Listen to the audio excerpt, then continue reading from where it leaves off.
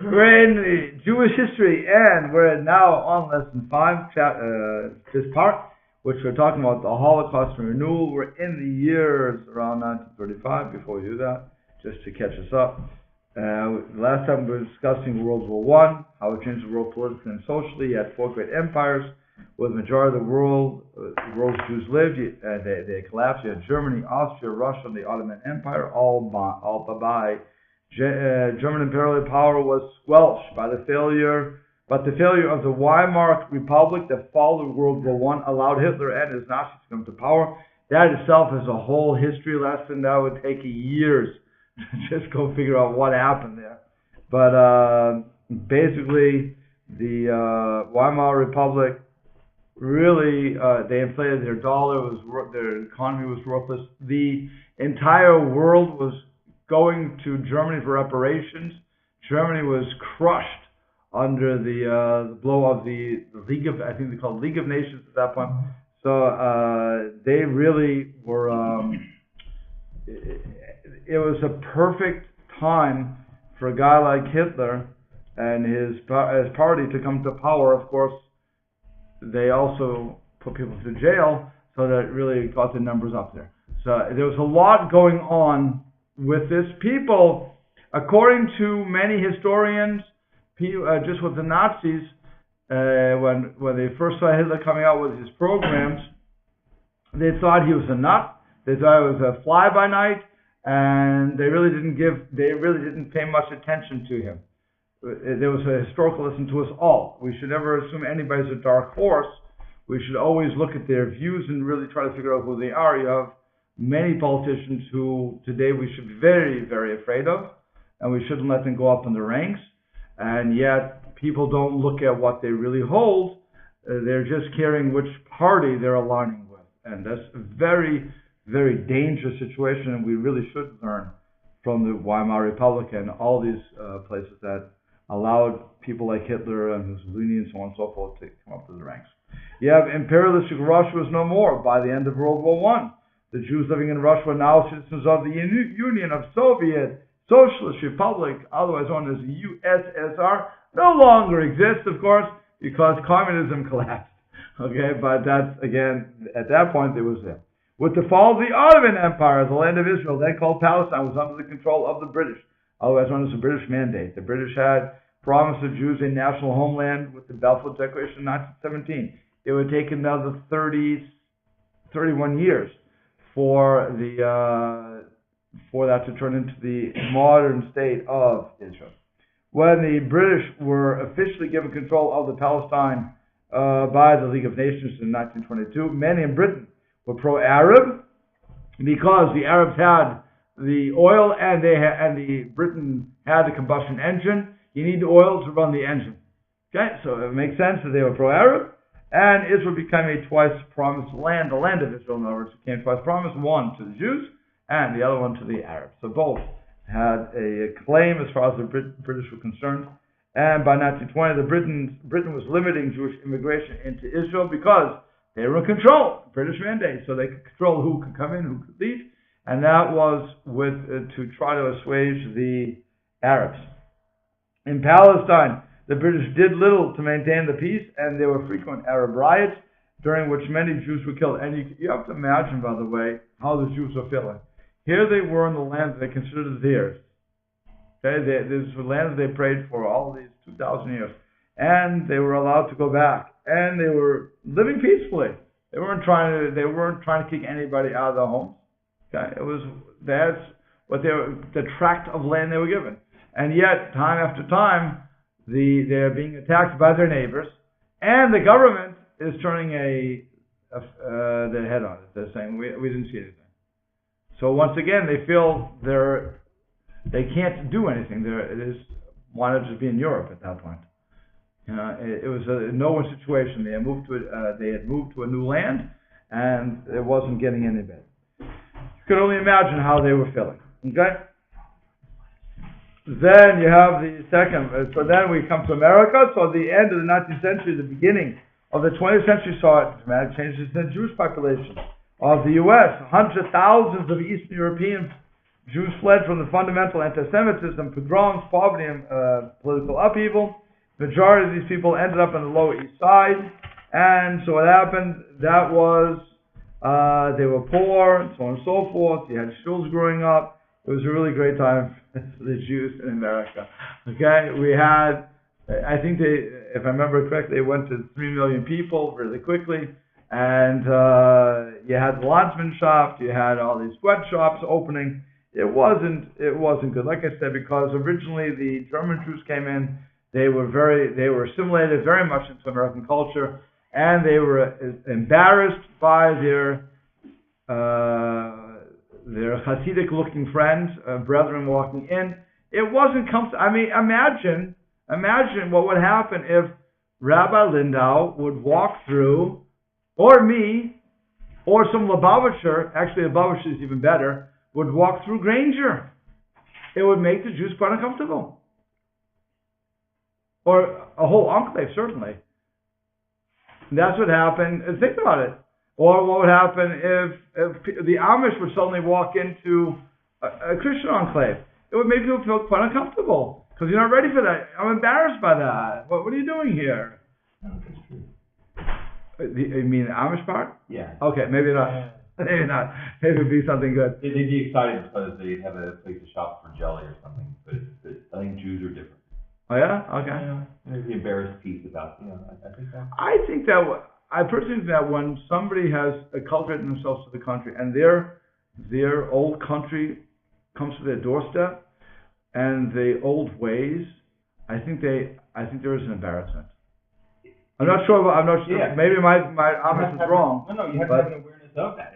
Right. If I don't have an old country, if I've lost that side, then I just see these Amish guys and they're interesting. But I don't have any idea. Okay, so I'll back off from that one. Yeah. No problem. But like I said, here you have these Jews who would shave their beards, take the kippah off. They no longer keeping kosher, no longer kept Shabbos, no longer did anything 1 second, no longer did anything, and now they're met with these people who are coming over, speaking a broken, in their minds, Yiddish, which is a broken German, and taking all these crazy costumes, crazy dress, not shaving their beards, not throwing anything away. Cultural clash. Yeah. It's cultural clash. Right, and so they were embarrassed. Yeah, what do you want to ask? I'll say. It's like you move out what you perceive to be like the low part of the area where like all the hillbillies or whatever are, and then you move to the city and then your cousin comes over to visit and he Good, same thing, great. Your hillbilly cousin comes, yeah. Good point. I'm a hillbilly. Okay. Common error. Common error. Not error as in mistake, but error as in ERA. Okay. Coulter comp. Yeah. There's a perfect example of this on Western Avenue, that there were two shuls 1 block apart. Yeah, there were 3. Well, there was others, but right. I mean, these were just exactly 1 street apart, right. because they didn't mix well. Correct. Yeah, 100%. And then I don't want you to stuck with this. So you had some organizations that were created. You had the Hebrew Immigrant Aid Society, United Hebrew Charities, Free Loan Society, Jewish Federation System. Okay, it happened in Boston, just to name a few. You had like I said, you had unions being made up. You had a whole bunch of stuff coming in. The second generation of Jews slowly learned to speak English. The main language was Yiddish, and that culture flourished. You had the Yiddish newspaper, which is called The Forward, and it's still published today, but it certainly is not Yiddish today. Although I guess you could still get Yiddish papers today. I know that people used to still read them when I was at work. So the Forward was written by people who were fighting for social justice, and it was not written by religious people. It was written by the communist part of or the socialist part of the Jews that came over from the old country.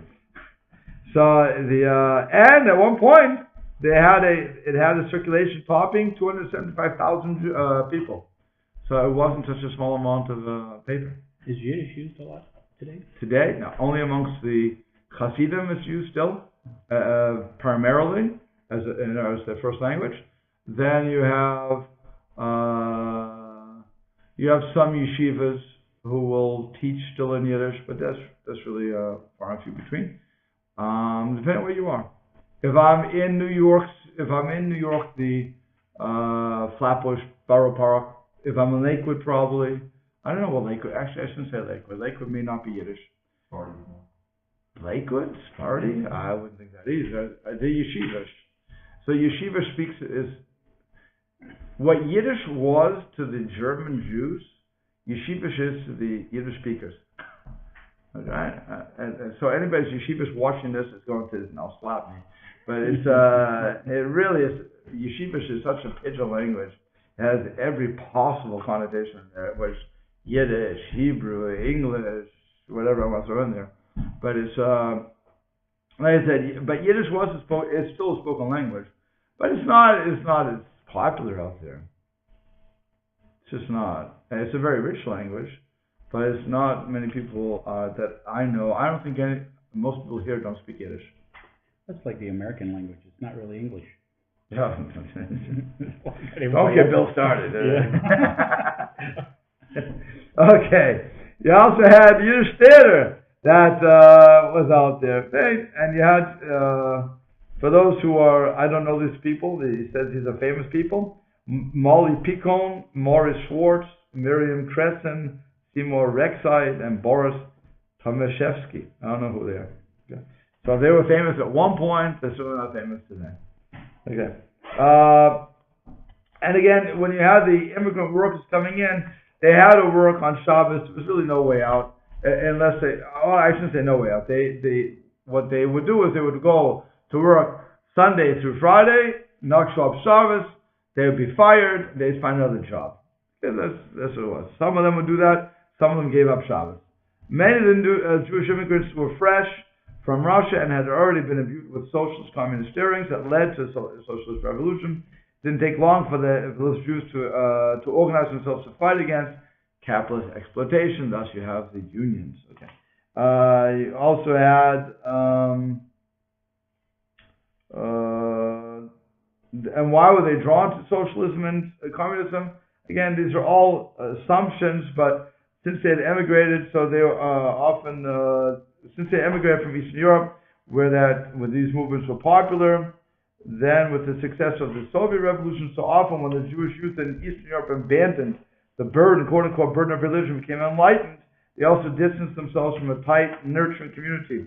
When they joined the communist or socialist organizations, they were once again members of a supportive community. That's one thing we have to always remember. When I get out of one thing, one nurturing community, I'm usually looking for something else. So I like what I had in the other place to an extent, but so I'm going to look for the same sort of thing. Okay.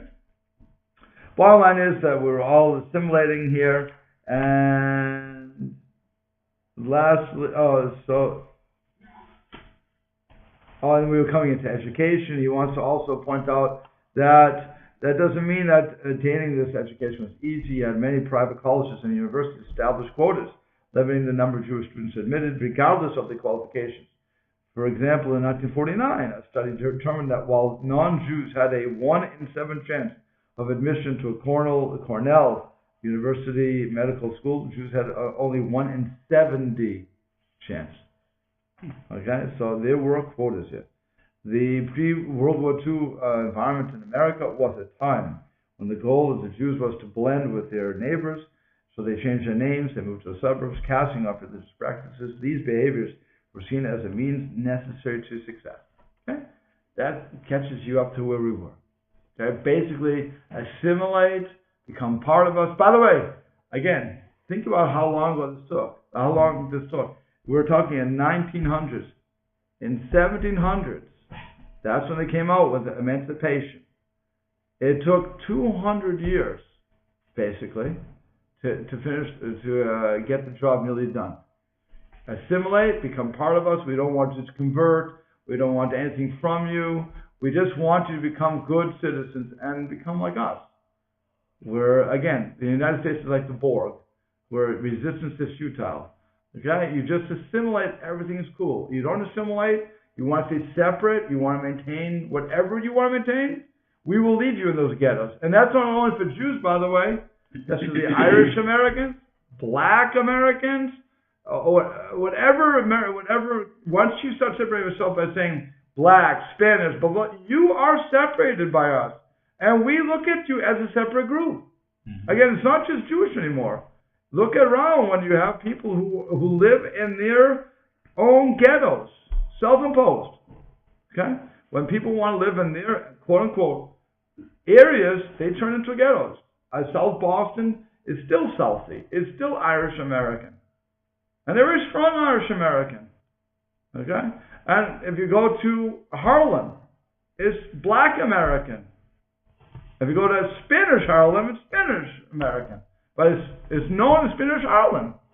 Okay, so everybody they'll claim they can't get out. That's also a fallacy that the United States to prove it. And the best one to prove it was Barack Obama, who went from, according to the story, I just read it with some paper, that he started off poor. I don't know if that's true, but he became the President of the United States of America. And you have Colin Powers, and you have so many others who rose from the ranks from having nothing. And that's the blacks. You have the whites who did that too. You have so many people who rose from nothing in this country and became something. So it's a joke when we say we're tied to this thing. If we take advantage of everything, so then we may be tied. But if we're willing to work our way out of it and take the chance, America is beautiful for that. You can escape your poverty. What's the escape rate you said?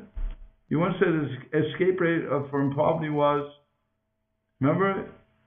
You can work up in McDonald's. You were going with that thing. Oh, they start out at minimum wage, and in 10 years, you can own a store. You can own a store. Can you imagine that? That's only America. That's if you take advantage of every one of their programs. Right. Okay. So that's what I'm saying. That's what they were selling here. And when you sell that sort of beautiful thing, again, what do I have to give up? Shabbos. I have to give up Judaism, basically. I have to give up the differences. If I do that, I can go anywhere.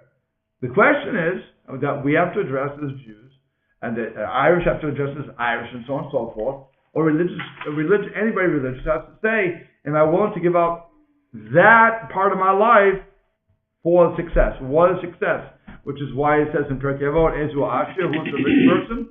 This person's happy with his lot. Doesn't mean that I have to have $1 million in a bank account. Because when I have a million, how much do I want? 2 million. I want 2 million. I don't want 2. I don't want just another. I want 2 million at that point. If I have 2 million, I want 4 million, so on and so forth. Okay? So now, we're going to enter into the Holocaust.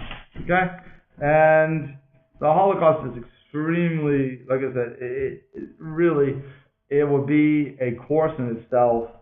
But we're going to, what can you do? We'll just touch it because it's part of the history. So it says in 1935, 2 years after Hitler's rise to power, which itself, like I said, was a unique rise, the Nuremberg laws became state policy in Germany. Among other things, the Nuremberg laws deprived all Jews of German citizenship, and marriages and sexual relations between Jews and Germans was prohibited. Jews were also excluded from any significant economic or cultural jobs. It was this code of anti-Semitic legislation upon which the Nazis continued to build. So you're going to take away my rights to education. You're going to take away my rights to who I can marry. It's interesting that they forbade us to marry, they forbade us to have relations or marry Germans. They were enforcing the rule that Jews can't marry non-Jews. So, in all their craziness, they actually helped us to keep to one rule, that the law gets into marriage. Okay, it was one of the crazy parts of it. But like I said, they took away most of our privileges and rights as citizens. And remember, that was promised to us only 200 years before, as long as we become citizens of the country and work with them. And here we did. German Jews were amongst the most assimilated Jews in history, besides America. America beats them. But in Germany, it was unbelievable. Deutschland über alles, they held it to be Berlin was their Jerusalem. again, the formation of Reform Judaism was there. It was unbelievable what they were willing to give up to be part of that society. And here, in 1935, the swift thing of the pencil, or the pen, signature of the pen, and that's gone. Okay? In 38, we get into Kristallnacht. It was a major pogrom. They encouraged people to burn down synagogues. They attacked Jews, break the windows of Jewish-owned stores. That happened November 9th and 10th. And like I said, it's called Kristallnacht. And it's when I always forget his name. The guy who did the Passion. Mel Gibson. When Mel Gibson was having the Passion, that was in 2000 something. So all the Jewish leaders and some Christian leaders were very afraid. Oh, it's going to start a pogrom. There were Jewish stores that were owned by non-Jews. I remember in Bangor, she was thinking, should I put tape on my windows? So if they break it, they won't crash through totally. And in the end, what happened? Absolutely, thank God, absolutely nothing, which proved once and for all that America has done its job. That, really, nobody cares. That's what America did. It took away that fervor to kill people over religious matters.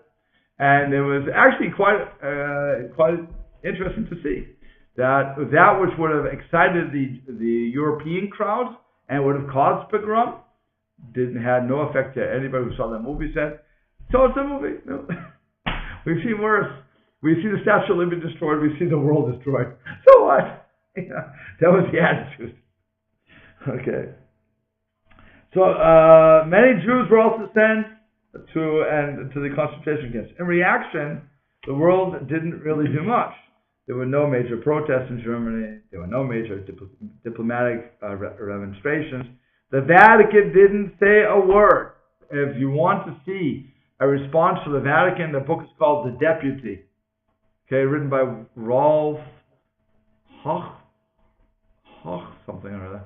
But the book is called The Deputy, where he really picks on Pope Pius, I think it's the 12th, that's what his name was, and saying that he did absolutely nothing. He could have, if he would have spoken up, the theory goes, that the Germans would have had at least religious tension. In other words, as good Christians, they would have said, good Catholics, they would have said, well, the Pope forbade me to do this. I have to make a decision. Do I want to be a good Nazi or do I want to be a good Catholic? But because he didn't say anything, and some people argue that he was trying to act politically neutral because he wanted to really broker the whole war. So in the end, as the book, the Deputy says, the general's talking with the general says, we can be a good Catholic and a Nazi, we can kill the Jews. So the bottom line is, for whatever reasons, the Vatican didn't say one word. And so the British passed even stricter regulations preventing Jews from entering Israel. The world is coming down on us like a ton of bricks. We're being killed, people know about it, and they're closing borders left and right. You can't go to Israel. You can't go to the white papers. You can't go to America. America's closed its borders for the most part. Okay, everybody's closing. Only one of the few places that kept the border open for a little while was Shanghai, China. China let some Jews in. That's how my father escaped. But China was open. Holland for a little while, but then they closed down too, and the Nazis came in. You had other countries who were somewhat friendly, but ultimately people were just closing borders left and right. Okay? Well, Russia. Russia had borders open? No. Did Russia have borders open at that point? I don't think they wanted the Jews either. Okay? Nobody really wanted the Jews. We weren't, by the way, in Germany, because of all the pogroms they made, that's why so many Jews came to America. That's why there was a major influx of millions of Jews to America because of all the pogroms. Russia was very anti-Semitic. They weren't interested in having Jews there. So they would have closed their borders long before that. Okay? The Nazis regarded the lack of world reaction to the signal as a signal that they could get away with anything. Okay, so soon after Kristallnacht, Britain introduced the white papers, which we talked about before, that limited immigration to Palestine.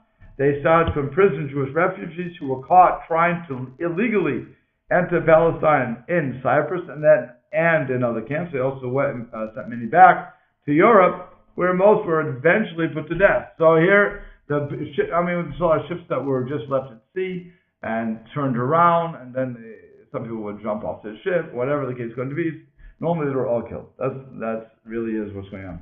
And here we're going to talk about proof of the world's indifference is highlighted by the ill-fated SS St. Louis. The ship was loaded with Jewish refugees fleeing Germany when it sailed for Cuba in May of '39. When they finally reached Cuba, however, the passengers were not allowed to disembark. After waiting on board in port for nearly a week, the St. Louis was forced to turn around and head back. As they passed Florida, they sent desperate telegrams to the U.S. for permission to disembark and were informed that they would have to wait their turn for a visa.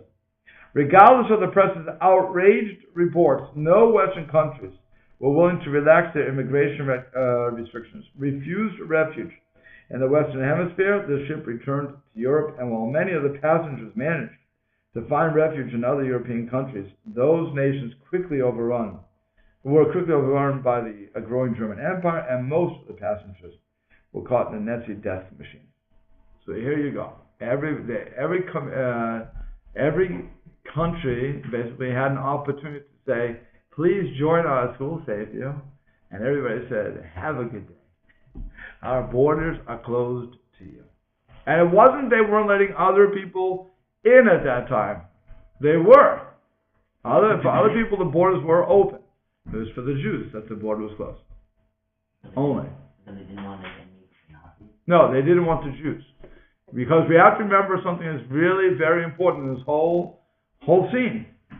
The church, for 2,000 years, the Roman Catholic Church for 2,000 years, said we were Christ killers and that we deserve to die.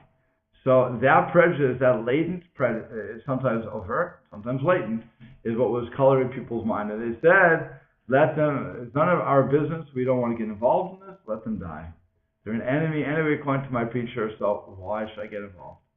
And that really what was happening. That's what was happening. That's why the communities were just shutting the doors. They didn't care. Like I said, for others, the borders were open. And that's just as a fact of life there. So the Second World War officially began on September 1st, 1939, with the German invasion of Poland. The Nazis began the systematic massacre of 6 million Jews with the enthusiastic help of a large segment of the local populations in Europe. So how did this work? The process began with ghettoization in occupied countries, followed by systematic mass murder. Special forces called the Einsatzgruppen accompanied the German army's invasion of the Soviet Union. The Einsatzgruppen shot all Jews in an occupied town or city and buried them in mass graves. The most well-known grave is Babi Yar, the site which is almost all Kiev's Jews were exterminated by a firing squad. Why didn't they keep that up, by the way? Why did they just keep shooting Jews? I know. Yeah? Because the bullets weren't worth the Jews. Correct. The bullets are too expensive. Let's find another, a more economic way to kill them. That's really what it was. It's hard to. What? It's hard too. It was hard. Hard to hold a gun. Yeah, to stand there for 8 hours a day shooting people. Right. It was Okay. a difficult thing to do. Okay. You mean difficult as in mentally or? And others, yeah. Okay. They had to. Jews are bad, my neighbor's a good guy. Right? So everybody had that one individual. They're all bad, but you're okay. They had to extinguish that. It was. Right. There's an interesting story about that. To go off subject for a second. Well, in subject, but it's I forget the rabbi who was involved in this, but there was before Germany had gone crazy. So there was a rabbi who would walk through his town every day, and he would see a non-Jewish farmer every day, and he would pass him and say, "Good morning, Herr Mueller." Okay, Mr. Mueller. Good morning. Good morning. Good morning. And the guy would go, "Morning, Rabbi." And that was their morning routine. Okay, every day he would do that. Fine.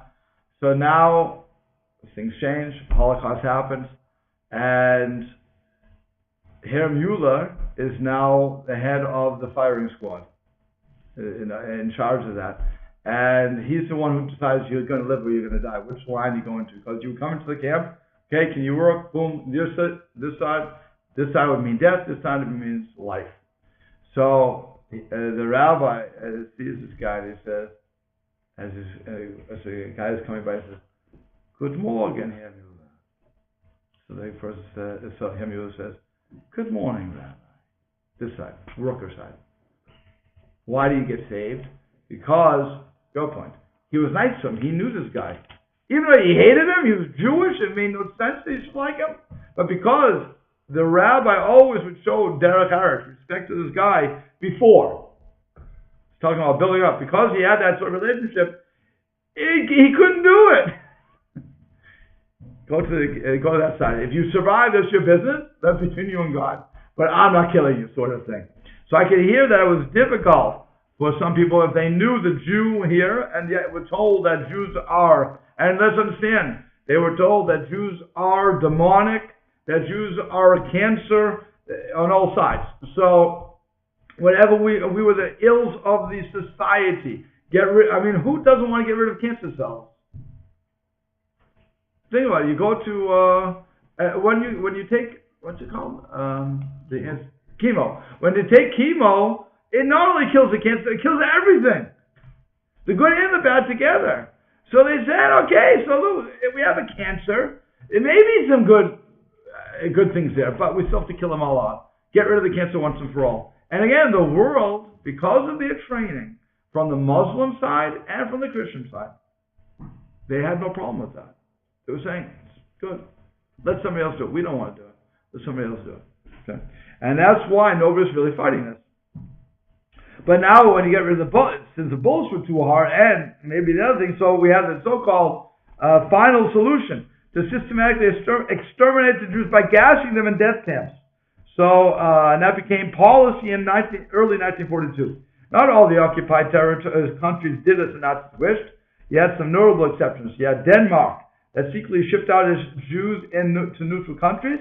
The Danish king, Christian X, went so far as to don a yellow star to show solidarity with his Jewish subjects. Bulgaria also refused to send Jews to Germany and saved its 50,000 Jews from certain deaths. So we had they weren't welcoming Jews into the system, but they were saved their own. When I was in Moncton, New Brunswick, I remember I met the mayor of the town. I forget his name. Leopold Bellevue. I think that's his name. Okay? And I was working there in 1990 something. Okay? Probably, 1990s. The early 1990s. And when I met him, he said, "So much to meet you, Rabbi. I love my Jews. My Jews I treat my Jews well." I was thinking, does he hear what he's saying? I treat my Jews well. What do you think we owe you, sir? But I remember that. It was so shocking to me. And he thought it was very complimentary. Okay, but that's what it sounds like. These guys, we want to save our Jews. Okay, fine. Nonetheless, Baruch Hashem, they did save some people. In most of Eastern European, however, local populations, they were quite enthusiastic about it, and they just saw this as another gigantic pogrom, so they were going all out. Okay, indeed, the Jews were very much alone. There were no major protests, even when the outside world was well aware of the Nazi barbarism. Again, the biggest proof of that is our president did not send the planes to bomb Auschwitz. He could have bombed Auschwitz and took out the whole. He would have killed Jews, no question about that. The Jews there he would have killed, but he also would have dismantled the gas chambers, and some would have been saved. But and that would, mind you, those people who fly know what I'm saying. it's not that far. It was 12 miles off of the course. It wouldn't have been that much just to get, a 5-second or whatever delay that would be to get where they were going. So there was clear. Who was fighting that war? Roosevelt, no? Yeah. So it was clear that Roosevelt wasn't interested, anti-Semite, and that's the end of it. Even if we liked him, he was anti-Semite. Didn't care. Was it Roosevelt? Roosevelt, yeah. Okay. So, like I said before, the Vatican was silent. The Catholic priests did not protest. Okay. Oh, he says it was written by James Carroll, the deputy. Okay, I thought it was written by somebody else. Okay, so the Pope issued an automatic ban of excommunication on anyone who joined the Communist Party, but there was never any excommunication of any who joined the Nazi Party. That means that one could still have salvation within the church, still participate in Catholic services and communion, no matter what butchery one committed. Adolf Hitler himself was an Austrian Catholic, and he was never excommunicated. Okay, there you go. So, for those who aren't familiar with the horror that was Nazi Germany, the Germans sought out and systematically destroyed any Jews as well as gypsies, homosexuals, and various other groups of undesirables. It went beyond any barbarism ever seen, turning killing into an industry through mass shootings, starvation, and deprivation. The Germans managed to kill off many of the Jews who were not already deported to concentration camps where they were systematically gassed and then cremated. Okay, so he really was doing a bang-up job in trying to get rid of us. Okay? Bang-up job? Sorry? Bang-up job? Bang-up job in trying to get rid of us. Didn't work. Where is he and where are we? Okay? So, it's just, you can read it, you can talk about it, it's just something that is so beyond our understanding. How a whole nation of people, regardless of what the church taught, regardless of anything else, it's hard to understand how a whole nation could just follow the whims of the government like they did. And just to say, oh no, this is what we have to do. And we're loyal citizens and this is what we will do. The Milgram experiment that everybody used to quote, where you press the button, everybody knows what I'm talking about? You press the button and it gives a little shock over to the person, supposedly, and he proved that people would, if somebody is pushing you, you would go to the extent of actually killing the person.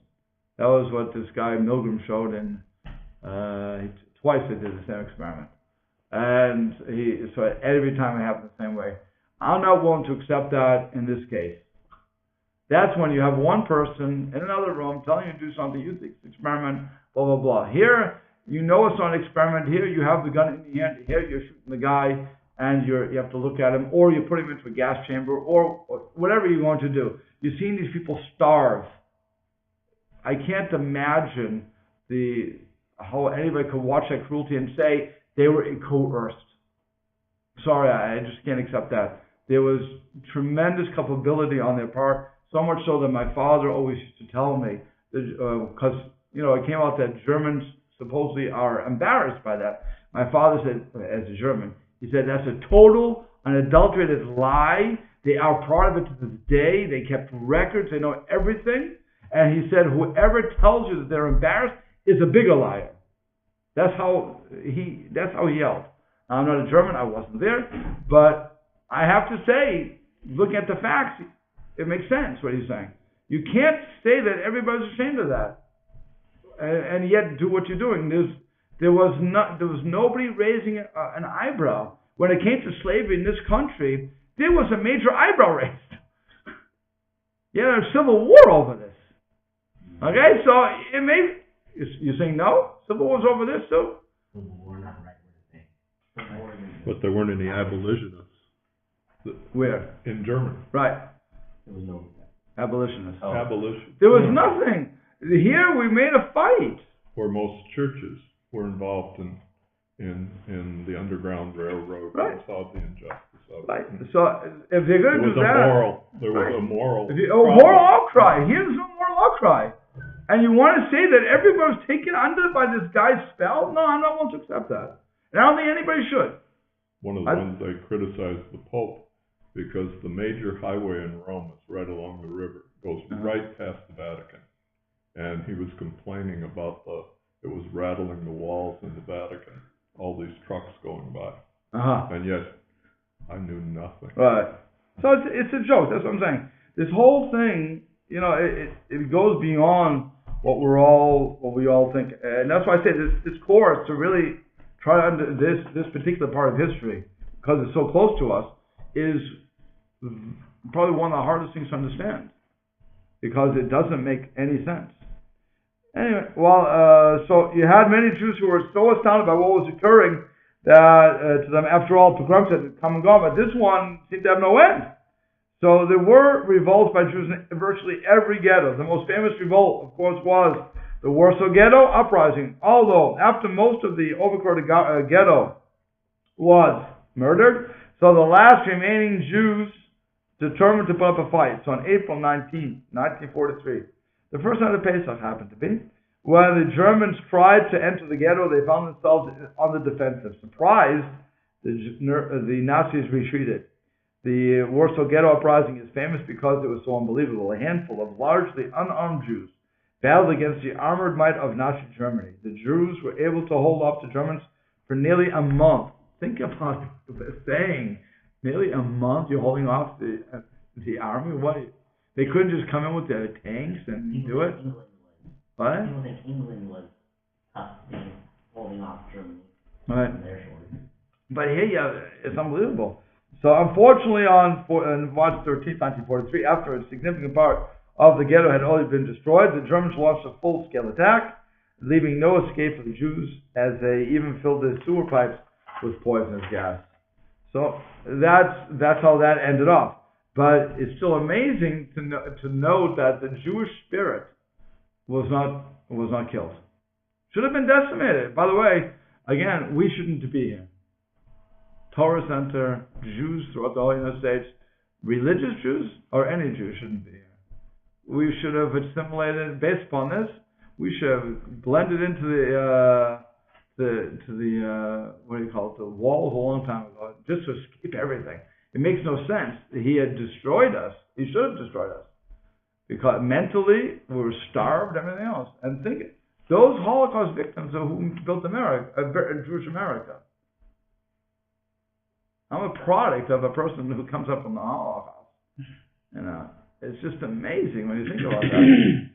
Now, there are also smaller revolts by the Jews in many of the ghettos, and in almost every single concentration camp, there were often attempts to break out and escape. But and there were other Jewish partisan groups who took to the woods to fight back. So they would escape, or they never would get into the. They would join what they call the underground partisans there. So they were who were just trying to fight the Germans, but they weren't trying to help the Jews. So it wasn't they would have killed the Jews just as much. But the enemy of my enemy is my friend sort of concept. Then you also have, that was the physical side, but you have the other side. Aside from such physical heroism, there was also spiritual heroism of the Jews, which was unprecedented. The fact that Jews were able to keep their morals and their ethical standards is inspiring. The fact that Jews were able to stay psychologically intact is incredible. That's my point. And the fact that after the Second World War, 3 years after surviving the most horrific suffering you can imagine, the Jews were able to build the state of Israel, to create Jewish communities around the world, and to once again have normal families and build synagogues. That's just the ultimate miracle. Again, we're here after that. It doesn't make any sense. Okay? And one example that he gives is a story about the Sans Klausenberger Rebbe, who lost his wife and 10 children in the Holocaust. When he was in the displaced persons camp after the Holocaust, a little girl knocked on his door on Friday night and said, "Give me a blessing." You see, it is the Jewish and so let's understand. You see, it's the Jewish custom for a father to bless his children every Friday night. The Rebbe collapsed in tears and said, "My children are all killed. Give you a bracha." He said, "I don't have a father and I don't have a mother now, so you have to give me a bracha, a blessing." He gave her the blessing, crying. He then discovered that there were lines of hundreds and hundreds of children outside the door waiting to ask him for a blessing. Okay. At that point, the Rebbe made the decision that he would rebuild. And he did. He remarried, started a new family, and even more than that, he built a Hasidic group up again, and eventually established a large Hasidic community in Netanya, He also built a major hospital in Israel. Okay, so you have just one guy, again, one guy does all this. I'll go personal. My wife's grandfather, who was in this place camp, met his wife. They got married young. When you get together with a family picture, kind of Nahara, you need a wide lens. It's so beautiful from two people. Think about that. Two people. If you look to here, if you really want to see that, the Lermans are very nice. Every year they send a greetings card. Okay, two people. Lerman, two people. The father and the mother. Okay, they had 10 children. I think 10 children. That's the guys running it now. Okay, each one of them, Baruch Hashem, had children, and so on and so forth. From two people. It's only 3 generations, 3 or 4 generations, or whatever it was. They have Kananara over 200 people in the family. Again, the picture keeps getting bigger and bigger. Thank God. Let it grow 5 times, 10, 1 million times as much. I give them all the brachos in the world. But that's not my point. If all we have to do is say we want to rebuild, and it's done. And the Klosenberger Rebbe had such a desire, seeing this, that you're not going to win. We have to go on, and he did. Okay, and that's why you have Lakewood, which was started. It was supposed to be only 100 families. It's 4,000 families and growing. It's just unbelievable. Okay, and there were many, many people who came out of the Holocaust, basically out of hell, and went to other countries and built what we have today. Okay, and we'll have to stop there. It's late.